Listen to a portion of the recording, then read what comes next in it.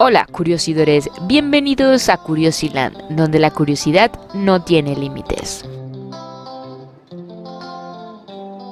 En la antigüedad, existieron varios individuos y familias que acumularon grandes fortunas y fueron considerados millonarios en su época. Algunos ejemplos notables incluyen: Creso de Lidia, fue el último rey de Lidia, una antigua región de Asia Menor, actual Turquía. Se le atribuye la creación de una de las primeras monedas de oro y plata y acumuló una gran riqueza durante su reinado en el siglo VI a.C. Cleopatra VII, fue la última reina de Egipto de la dinastía ptolemaica. Cleopatra era conocida por su belleza y su gran riqueza. Su relación con el general romano Julio César y posteriormente con Marco Antonio, le permitió mantener su estatus y acumular aún más riqueza. Craso, fue un general y político romano del siglo I a.C.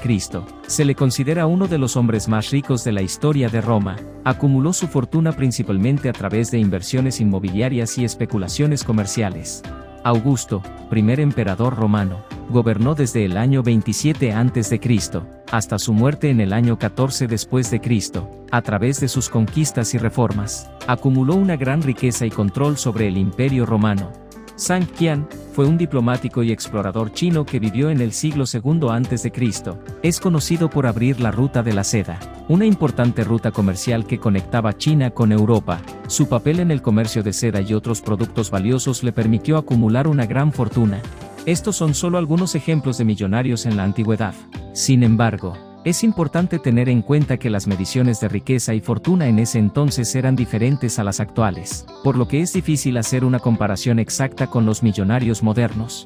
El origen de la palabra millonario se remonta al siglo XIX y proviene del sustantivo millón, que a su vez deriva del latín milio, que significa mil. Un millonario es una persona que posee o tiene una fortuna o riqueza que se mide en millones de unidades monetarias, como el dólar o el euro. La palabra millonario se utiliza para describir a alguien que tiene una gran cantidad de dinero o riqueza.